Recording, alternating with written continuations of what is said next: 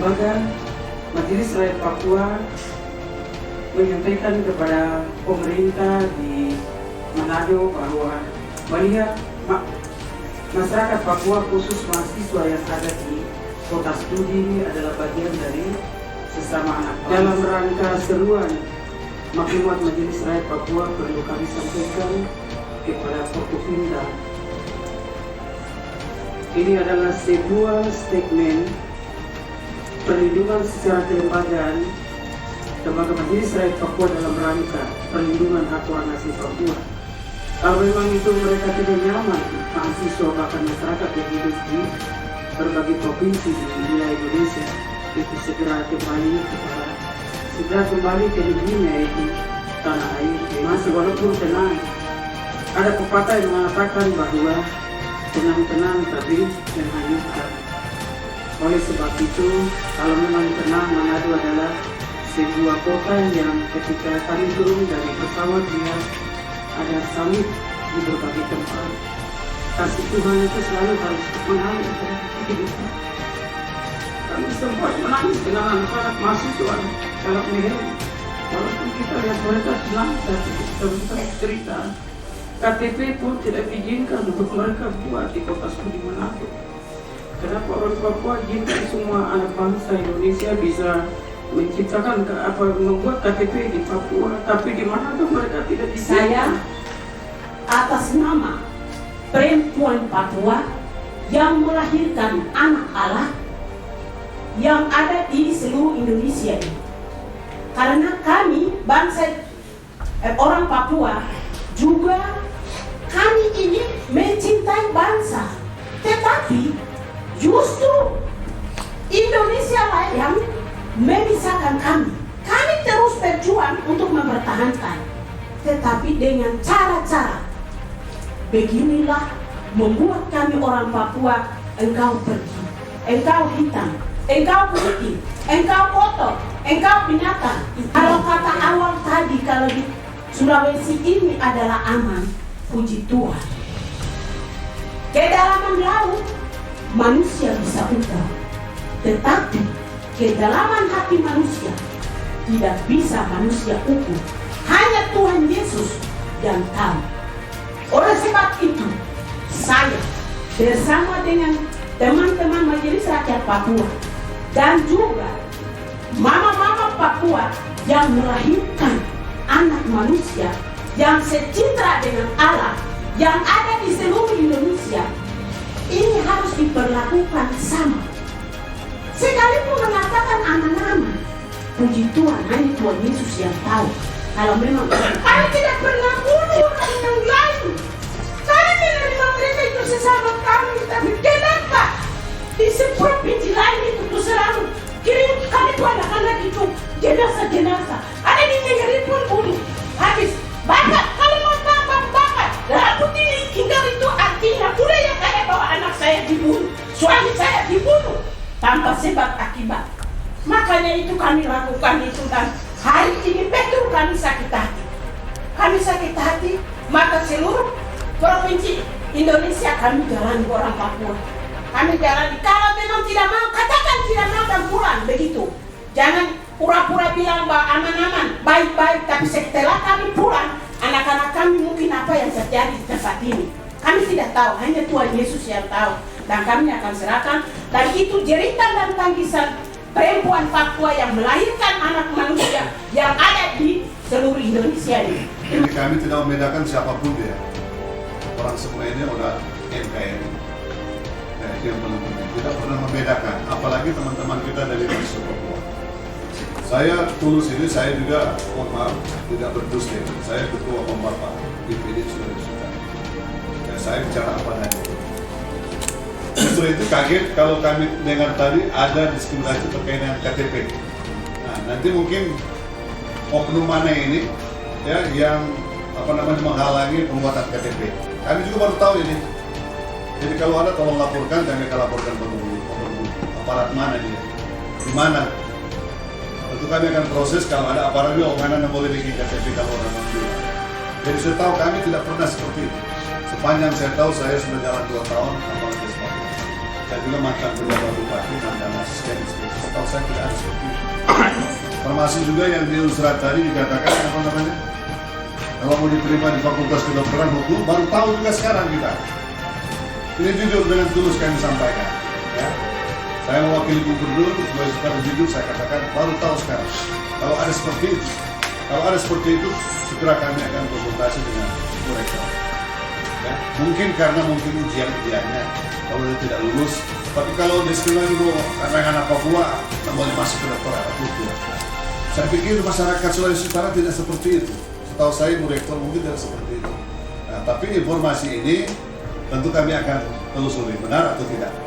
Anak-anak kita di sini bahwa TNI Polri itu selalu masuk di asrama tanpa sebab. Ini tolong pemerintah Provinsi Sulawesi Utara segera di sampaikan ke Polda. Mereka ibadah, kemudian ada diskusi di asrama, selalu datangi TNI dan Polri, dan mereka sangat tidak nyaman di situ. Terima kasih, kami titip mahasiswa kita di sini di asrama-asrama tentang keamanan mereka. Bahwa ada pengalaman trauma yang berkepanjangan dengan aparat keamanan. Perjalanan kekerasan yang begitu panjang sejak tahun 1991 sampai hari ini. Kita di Papua itu sekarang lagi bergumul dengan persoalan di Duga, di mana operasi militer, di mana konsentrasi keamanan begitu banyak di sana, mengakibatkan 800-an warga sipil harus mengungsi, meninggalkan kampung-kampung mereka, mencari rasa aman di kabupaten tetangga seperti Kabupaten JW, di Wamena, dan di Lanijaya di distrik Kuyawaki. Karena riwayat pengalaman trauma yang berkepanjangan membuat kita bukan anti orang Papua, bukan anti dengan TNI Polri, tidak. Tapi perlakuan dan pendekatan TNI dan Polri membuat kita menjadi trauma. Rasa takut yang lama dan itu terwariskan. Sehingga adik-adik mahasiswa di Sulawesi Utara ketika melihat TNI Polri yang datang, itu mereka tetap merasa trauma. Sehingga kita minta kepada pemerintah provinsi untuk melakukan komunikasi dengan pihak TNI Polri untuk tidak boleh melakukan kunjungan ke asrama. Persoalan rasisme atau diskriminasi rasial itu ada. Dan ini fakta ini kita tidak boleh sembunyikan. Ketika ada sebutan bahwa ngana yaki, ngana kotor,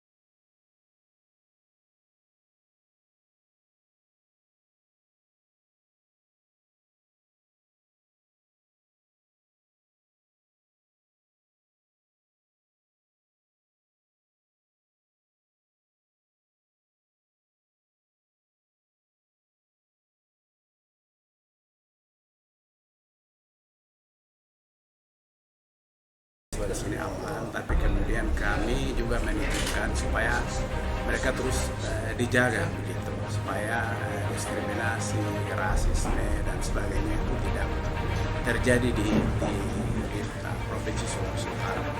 Berkaitan dengan maklumat itu adalah maklumat dari MRP, ini berkaitan dengan sikap lembaga dan pemerintah ketika adik-adik mahasiswa di kota studi manapun termasuk Sulawesi Utara, jika jaminan keamanannya terganggu, mereka merasa tidak nyaman, maka pemerintah akan menarik untuk mereka melanjutkan studi.